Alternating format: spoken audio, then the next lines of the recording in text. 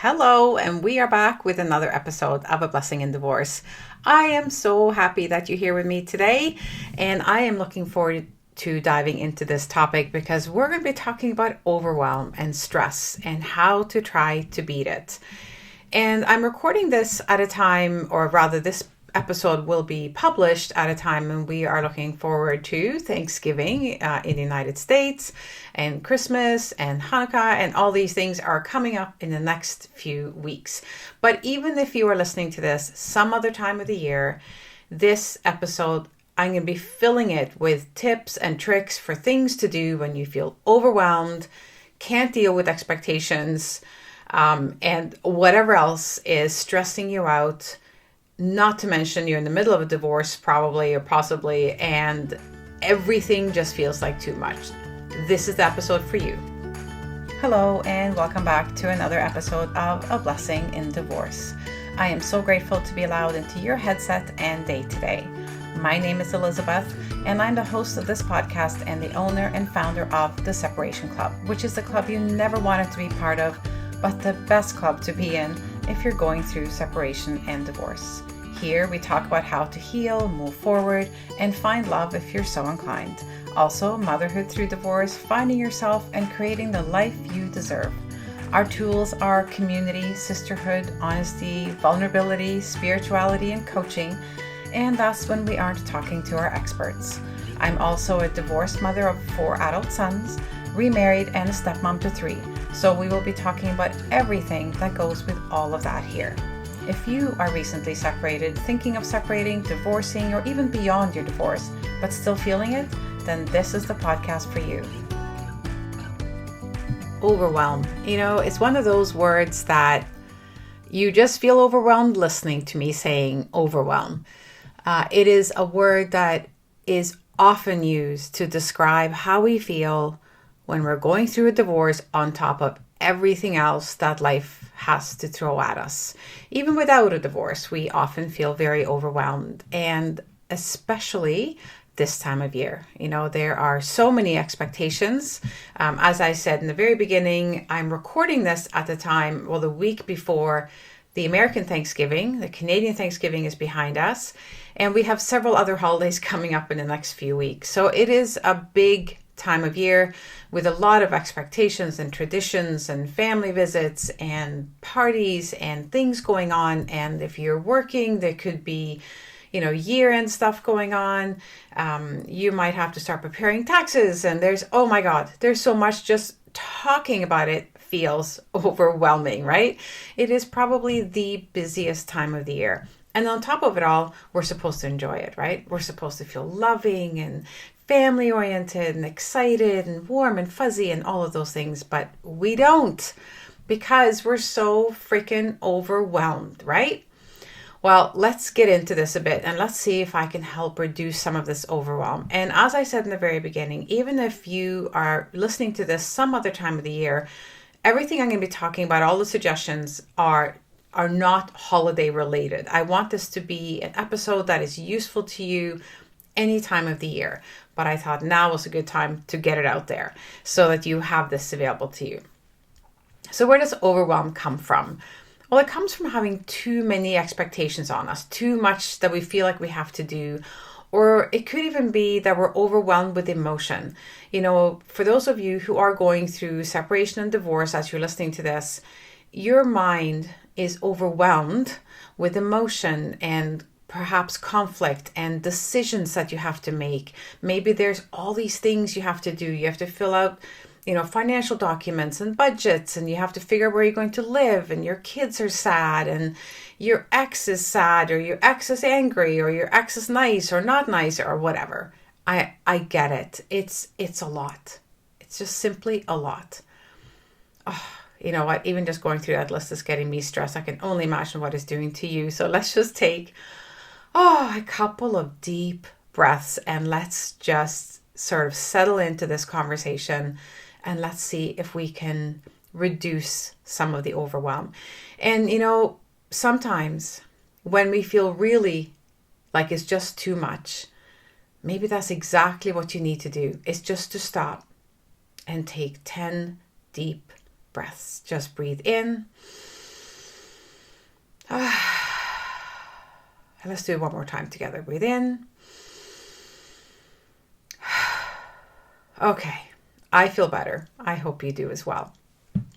So let's see if we can get through the rest of this episode without saying that word too much. And I'm going to stop making a list of things to be stressed about because I think I've done enough of that for now. I want you, though, to understand where it comes from. And I think you do. You're an intelligent human being and you get it. You know why you're overwhelmed and you don't want to feel this way. If the thing is, when we have that much going on that we feel like we're about to explode for some reason or another, if suddenly then we become unable to make decisions about anything. I know for me, because I was forced to make so many huge decisions in the beginning, simple things like, hey, Elizabeth, do you want to go to a movie tonight? That was like an overwhelming decision for me. I found that simple things like reading a book, I couldn't do it. There were all these things I suddenly wasn't able to do. And one of the reasons was I honestly didn't have the toolbox, if you will, that is now available because of podcasts like this or online resources or, all the things that we're starting to learn. And because we can reach out online, we can ask for help and then we can get help, which is a great way to do it, by the way. But I want to go through some of them with you here. If you're at home, you might want to grab a pen and paper. And if you're out, that's okay. You can write this down when you get home. First, be kind and patient with yourself.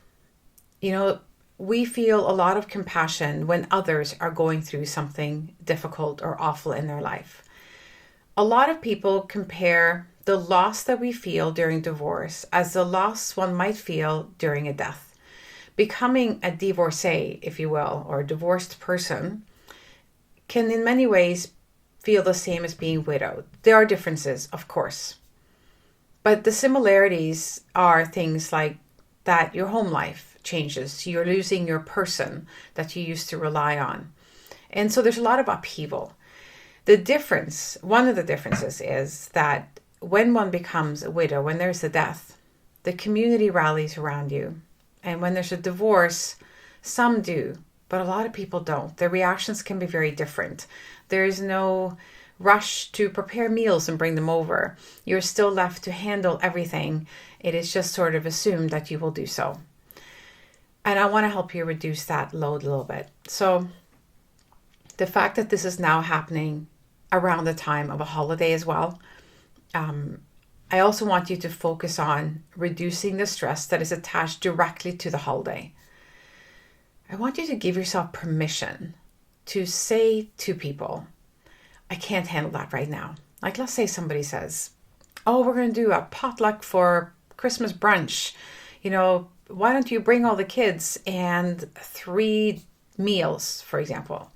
It's okay to say, this year, I can't do it. I can bring 1. Or I might go to the store and pick something up. But I can't cook this year. It's just too much for me. It's okay to say that. And every time somebody asks you to do something and it feels like a lot, and you'll know because your body will either go, oh yeah, I can do that. That sounds like fun. Or it'll go, oh no, not one more thing. If your body is saying, oh no, not one more thing, listen and say to this person, I can bring something, but I'll be going to the store. Or I can't bring something. Or is there something else you can give me to do because that feels like too much? Or, you know what, that feels like a lot for me, but let me think about what does feel okay and I'll let you know. I'll contribute in some way. Allow yourself to not do. Allow yourself to not be the person who brings the world famous stuffing this year, but maybe instead you take a picture of it and send the recipe off to your mom or your sister or your brother or your friend and you have them make it instead. It's okay. It's okay to not. So that's really the first thing I want to talk to you about today. It is managing those expectations of others, and also the expectations of yourself to show up like nothing's happening. Like there's nothing else really, really, really big that's going on in your life. it's okay to say no. And by the way, I will quote one of my clients here, and I know she got it from somewhere, but I'm not sure where. I've heard it many times actually, and that is, no is a complete sentence. So if somebody asks you to do something and you just can't do it, then just say, you know what? No, I'm not able to do that this year. You don't have to come up with excuses. You don't have to explain yourself. You don't have to go on, and you don't have to feel bad, and you don't have to lie and say, sure, no problem. Just say, no, I can't. I just don't have the resource for that within myself this year. Like I said to you earlier, you could, for example, say, let me think about it and I'll find some other way to contribute. Or maybe, you know what, I'm really sorry about this year. I'm just not going to be contributing. That's okay. Think about it this way. If somebody else said that to you, a good friend, a family member, your sister, your whoever, somebody says to you, and you can tell they're exhausted even when they say it, that they can't do it. Would you be mad at them? Would you be forcing them to do something that they're saying to you from the heart, I just can't? No, of course not. I didn't think so. So remember that people around you, unless you tell them you're overwhelmed, unless you tell them that you can't do it, unless you say to them, I'm exhausted, then they don't know. They're busy thinking about themselves and their prep and their expectations and all of the stuff that they have to do. They're just not thinking about it. Tell them. Okay? So that's the holiday portion. So I want to also just address like the day-to-day stuff. Like I said in the beginning, when I went through my divorce, everything felt really heavy and big. Everything felt difficult. Now for me, because for example, I'm a person who likes order in my life, and I felt like my whole world had become chaotic. Like everything was spinning out of control. It felt like somebody had just whipped out this rug and there was all these balls floating through the air and I couldn't catch all of them and everything was just falling to the ground. I felt like somebody else had taken my life from me and there was nothing for me to control. So there were a few things that I used to do every single day that made me feel good because I had control over that and it was up to me to do it and nobody could get in the way of it. One of them was to exercise. I exercised pretty much every day, even if it was just 20 minutes, but I did something every single day. I also did things like I got dressed, like I did my hair, I put some makeup on, I got properly dressed every day. It was just something that I did instinctively or intuitively. I just knew I had to do that to take care of myself so that it just made me feel good. I can't explain it any other way. It just made me feel good. And because I like order in my life, I like a tidy house. I like my bed made. I did that every single day. I made my bed still. Like I just continued the habits that I already had in place. Like I kept my kitchen tidy. I just, I made the boys pick up after themselves. Like, whatever. If those are things that aren't important to you and never were, then that might not be something that matters to you right now. And that's okay. I'm just talking about that in the point that it was something that mattered to me and it helped keep my head clear. It helped me feel more calm, to have a calm space around me. So that brings me to something that I do want to introduce to you as something that you can create for yourself to reduce the stress a little bit and have that quiet, safe space for yourself. Often when we're going through something like this, you might still be living with your ex or soon to be ex. You might have children in the house. You might have had to move to a family member like your mom and dad's or sister or something. You might just not feel like you have space that's your own yet. One day this will all be behind you. You'll be in a new home, a new apartment, whatever, and you'll be able to create your own space. But you might be in an environment where you can't do that quite yet. So even just being in your home feels like a lot, feels stressful. And that's, after all, supposed to be our safe place, our sanctuary, where we can go and breathe a little deeper, right? So I spoke with interior decorator inside our Rising Free membership a couple of years ago, actually. I interviewed her, and it's one of the most watched videos in there. It's about creating a sacred space for yourself. This is not about spending a ton of money. This is not about buying furniture. Here's what I want you to do. I want you to pick a room in the house. So let's say you're still living with your ex. You probably aren't in the same bedroom anymore. So whatever bedroom is yours, even if it's you're sharing with a child, take a corner. Or maybe it's in the living room or the family room or the basement, but find a corner in your home, if not a whole room, but find a corner and put a chair there, a comfy chair, a chair that you can sink into. Either buy yourself or find yourself a really cozy blanket. They're not expensive if you have to buy one. A lot of them now, you can buy these really plush and cozy blankets, like for, $20 when you buy this, or, maybe you can find something really just nice for yourself, even at Walmart, or just something soft and cozy, maybe with a little bit of weight, because there's something about having something heavy on you that really feels good. So you need a comfy chair, a blanket, maybe a lamp and a small table, and just create a sacred space for yourself that's yours. And you will tell your kids and whoever else you live with that when I go to my space, I need to be alone. So please don't disturb me there. Like, make that an absolute rule. If your kids still come and interrupt, do not reward them by giving them attention. Just simply turn around and say to them, I am asking for quiet time. I'll be with you in 10 minutes. If they're little kids, I know one thing that used to work for me was to tell them what the time would be when I was coming back, and then they would know. And they would actually sit and watch the clock, which made them really quiet, by the way, which really helped. And then I would make sure that I showed back up in the kitchen or whatever when that time showed up. So I would set an alarm. But have this sacred space for yourself. Maybe you turn the chair towards the wall. You're literally looking into the corner, or maybe at a window. That would be so much better. And it's a place where you go with a book or a cup of tea, or just to sit and close your eyes for 10 minutes. Maybe you go there and meditate.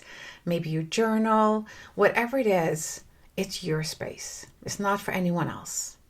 And be firm on this. It's okay to say to your kids that I need that space. Just like you have your toys or your stuffy or your, the things that you love to do in your space.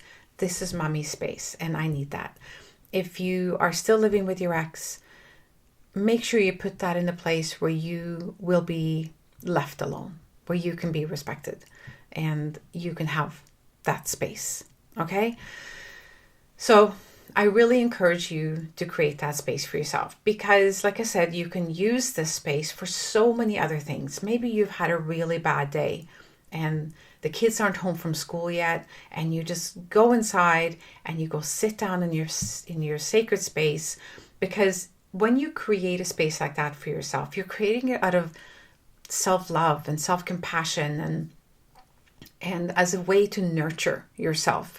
So even just coming into that space, you'll start to feel that love and nurture energy, because that was the spirit with which you created it.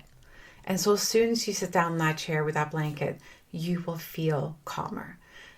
I'm going to be talking more about some activities that you can do as well to deal with overwhelm and stress. And all of those activities pretty much are perfect for your sacred space. Now, if you are lucky enough to have more of a house to yourself, like a whole bedroom all by yourself because your ex has moved out or he's in a different room, or you have a big enough house where you maybe have an office where you can create a corner like that, that's even better. But no matter what, like I said, this decorator said, even if it means putting a chair facing a corner so that you can shut out the outside world for a few minutes, even that is better than not having a space like that at all. Okay, moving on.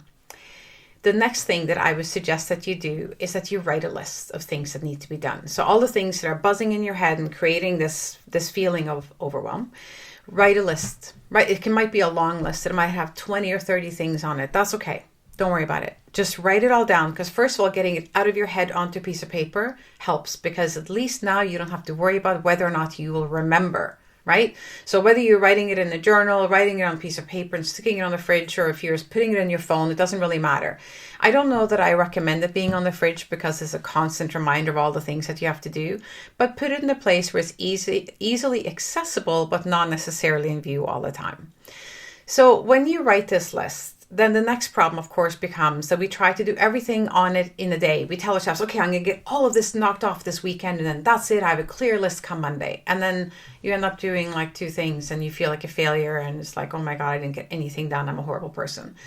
I don't want any of that for you, okay? Because the thing with lists is, as much as they can create a good feeling, they can create a bad feeling. Well, I'll talk about that in a moment. But first, let's just do like a dump. Just dump all the things you need to do onto that list, wherever it is, and then put it, like I said, accessible, but out of sight. And then here's what I want you to do. I want you to look at that list in the morning, maybe after you've had your coffee, after you've spent time in your sacred space, and pick one thing. You could just pick one thing. Maybe you tell yourself, today I'm going to get one thing done before lunch and one thing after. Or if it's the weekend, I'm going to do one thing in the morning and one thing before dinner. I'm going to do only one thing off this list today. Or I'm going to do nothing off this list today. But the most important is that I want you to set a realistic expectation. So as you pull out your list, for example, in the morning, and you say to yourself, okay, I need to get some of this stuff done. Then ask yourself, what is my day looking like? Like, what are my commitments that I already have? What is it that I have to do today that I can't, I have no choice, like go to work or take the kids to some recreational activity, or maybe you have a doctor's appointment. Like, what are the things that are in your day that you know you have to do? And then be realistic. How much time do I have to do something on this list? Well, I have about 30 minutes this morning where I could definitely get something done. Or I have time before whatever, or the end of the day, I have 45 minutes. So I'm going to pick an activity off here that I know takes 30 minutes or 45 minutes, or I'm going to pick an activity that might take hours in total, but I'm going to spend 30 minutes on it. And so you pull an item off the list and you schedule it into your calendar, and you say, okay, from 10 to 10:30, I'm going to do this. 10:30, I have to stop. I'll get more done another day. That's it. Make it easy. Make it so that you can be successful. It is much better to pick only one thing and get it done than to pick three things and only get one done. Because when you pick three things to do and tell yourself you're going to get them done, and you don't do all of them, you only do one, you end up feeling like a failure. So here's the thing. Here's why getting these things done matters. First of all, stuff has to get done, right? Second, when we get things done, when we slowly but surely, it doesn't matter how long it takes, but we start checking things off our list, we feel a sense of accomplishment. If we wake up in the morning, this is why morning routines work so well.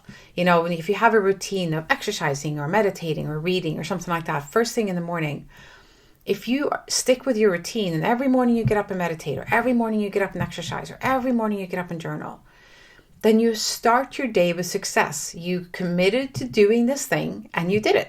Success. So if you pick one thing on that list and you've told yourself already, I'm only giving 30 minutes to this, and you spend 30 minutes on it, that's success. Instead of saying to yourself, oh yeah, I can get this done, even though you kind of know it's going to take you 2 hours and you only have 45 minutes to do it, right? So the good thing about having lists and picking things off it to do is the sense of accomplishment and success. The bad thing about lists is if we overpromise, overcommit to getting things done, then we start feeling like failures, and we feel shame, and we feel useless, and we feel like we can't get anything done, even though we might have actually gotten a lot done that day. It's just that we overpromised ourselves. So don't do that. Please watch for that. I was taught, this is a long time ago, from a business coach, was to actually, when you write that list, write down beside it how much time you think it'll take. And then let's say you have activities on there that only take 10 minutes. And then you realize you were supposed to have a client call and it got canceled, and you have 20 minutes before your next whatever. So it's like, okay, I'm going to pull a 10-minute or 15-minute activity off my list and get it done. Maybe you just have to make a phone call. Maybe you just have to check up on something. Then you can get that done, right? So just make the list, put times next to it if you want to, and then schedule them in. But just it's much better to say, I'm going to get one thing done today, and then like realizing I can get two things done than the other. Okay, so I've said that. I will also say that on my list today was to record 2 podcast episodes. That's what's on my list. And you know what? This is the second one. So I'm checking off my list. I set realistic expectations. I didn't put anything else on my list because if I did, I knew that something wouldn't get done. So here we are. I'm having a successful and productive day, and I feel good about myself instead of being angry with myself. So, as I said in the beginning, there are essentially 2 ways to deal with overwhelm. And one of them is to get things done, so work on that list. And the other one is to do activities, or rather to, engage in certain activities that help to reduce the stress level, to help quiet the mind, to help slow the world down a little bit, to bring us into our bodies, into the present moment, so that we become more aware of what we're feeling and we can slow the runaway train just a little bit. So many of these activities, like I said, can be done in that sacred space that you've created. And I just want to say quickly that you might be thinking, well, my bed is that space. I recommend that you don't use your bed for that because your bed is for sleeping. And insomnia is one of the many things we go through when we go through divorce. So when we start bringing all kinds of other activities into our bed, then it's no longer a designated sleep space. And it's really important to create that habit of bed is for sleeping, whereas the sacred space is for healing and growing and nurturing, right? Okay, so here are some things that you can do to help calm things down for yourself. You can go for a walk or spend time in nature. Both are amazing. Just standing and looking at something beautiful, a view, trees, flowers, water, mountains, whatever. Walking, feeling fresh air, breathing it in, letting it circulate through your body. All of these things feel great. So does a nap. Yes, a nap. You can do that anywhere you want, by the way. You can meditate. It can be for 5 minutes, 10 minutes, or an hour, whatever you need. You can just sit in quiet reflection. It's pretty much the same thing. Reflection is a little bit more active in that you're usually thinking about something or reflecting on something. Meditation, you're trying to be as still as possible. And remember that everyone knows how to meditate. You cannot fail at it. You're just sitting in silence, trying to quiet your thoughts. Meditating is the act of quieting your thoughts. So if you're trying, then you're meditating. All right? You can listen to music. It can be something really quiet that you sit and enjoy with your tea under your blanket in your sacred chair. Or it can be something really fun that you dance and shake it all out and dance it away. Yes, for those of you who are just listening and not watching, I was dancing. Okay, sort of. Anyway, music is an amazing tool to calm down. We all have favorite songs, pump up songs, calm down songs, dreamy songs. We all have special songs. Listen to those. Also, if you come into my Facebook group and look up music, like just search the word music or songs, you'll see several posts that literally have dozens of music suggestions that other women have found inspiring or helpful during this difficult time. So you might find that helpful as well. All right, make a nice cup of tea. And when I say make a nice cup of tea, I mean go and find the nicest mug you have, your favorite. Go and pick a tea that you really like. Take your time as you make it and focus only on that. Make it perfect. Don't rush. Don't be doing something else at the same time. It's not just drinking the tea. It is the act of making it. And then go and sit somewhere and drink it. Not while you're running around doing other things, because then the benefit is not there anymore. Sit down and enjoy your tea. Enjoy the smell. Enjoy the feeling of the warm cup. Enjoy having this tea that you have made for yourself. And like I said, go sit in your sacred space. Look out the window. You can pet your cat or your dog. You can read a story to your kids. You can read for yourself, like read a book. You can phone a friend, have a glass of wine, just snuggle under the blanket. You can listen to an audiobook. Any of these activities are calming. They take you off whatever's got you heightened. And they're beneficial in their own way.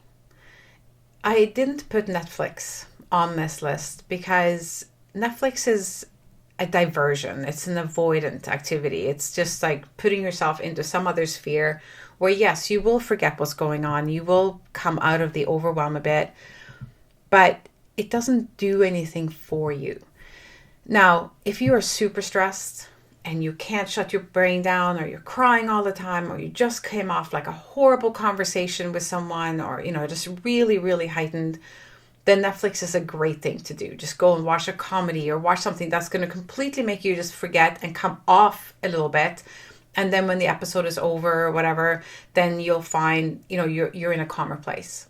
But otherwise, make a habit of spending time every single day doing at least one of these activities. You don't have to do it for an hour. I'm not talking about now I got all these other things to do, Elizabeth. No, not at all. Just do one of them for a few minutes, for as much time as you have, or as little time as you have. But do one of them at least every single day for, I'm going to say, at least 5 minutes. And I don't want you sitting and looking at your watch either. I want you to enjoy it. So set an alarm on your phone. And try not to scroll on your phone. That's like Netflix. Try to give yourself 5 or 10 minutes at least a day where you are doing something that is only for you, that is nurturing and healing. That's it. You deserve that.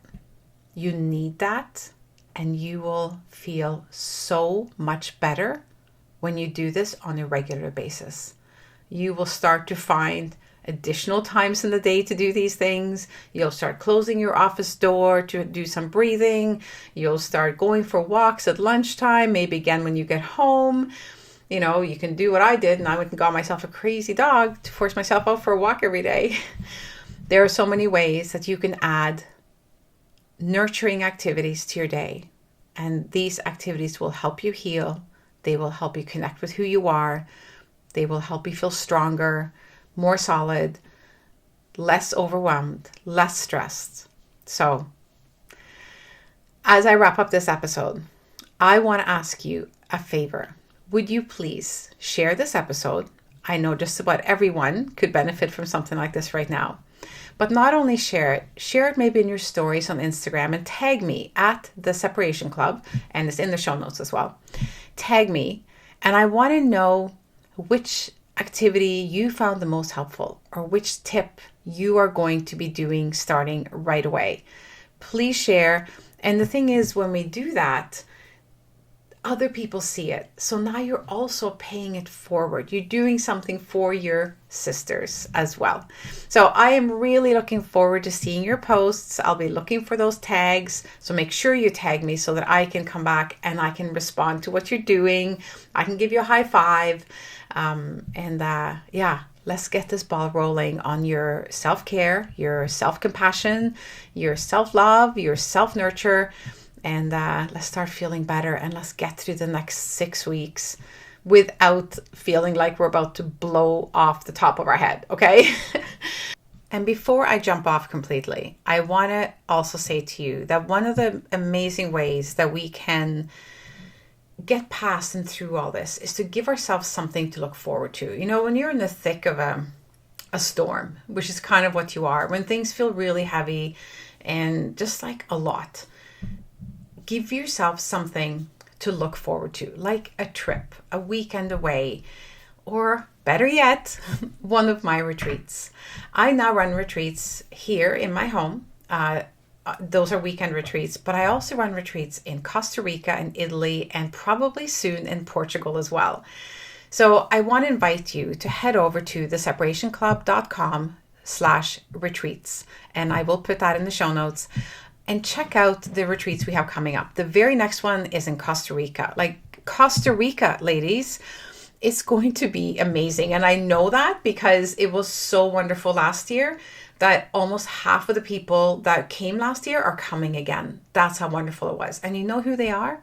They're women from the Separation Club. They're women who got to know each other in comments on Facebook, online in the membership, and just, they took my courses, they coached with me, and then we got to meet each other in person in Costa Rica. And I want that for you as well. And I think for a lot of them, even though it was a stretch probably financially, and it felt like a stretch even scheduling the time to do something like that, the gift of that time for themselves, that going away on that trip to meet each other and to take this time to be with other women and to spend that week with me doing meditations, workshops on, mindfulness and healing through the chakras and this journey home to ourselves. Oh my God, it was truly life-changing and transformational for every single one of us, me as well. Like I came home from Costa Rica not even knowing how to deal with real life, which doesn't sound like a real endorsement, but it was in the best way. I just felt like I was floating. I had the most incredible week.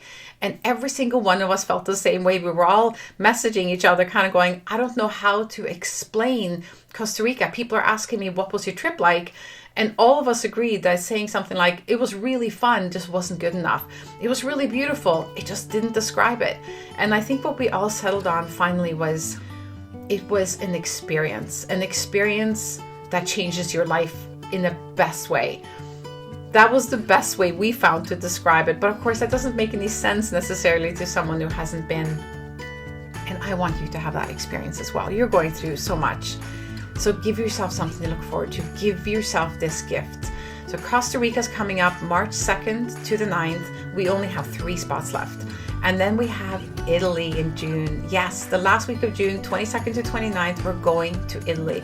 And there's quite a few spots left for that one still. We have a lot of people hovering. Some of them have booked, some haven't. So now is the time to get in and be able to pick, who you want to stay with, or if you're bringing a friend. Grab a few of your girlfriends. This is not a divorce retreat. None of them are. We don't talk about divorce. We talk about ourselves and just healing our heart and growing as women and just stepping into who we want to be and the life we want to have, the life we want to create for ourselves. That's what I want to do with you. We're not going to talk about the past. We're not going to be crying unless it's tears of joy, and there was a lot of those. So you are invited to join us at one of our next Rising Moon Sisters retreats in Costa Rica or Italy, and then eventually Portugal. It's just not on the books yet, but those 2 are up, and I would love for you to join us. theseparationclub.com/retreats, and link will be in the show notes. Okay, I've talked enough for today.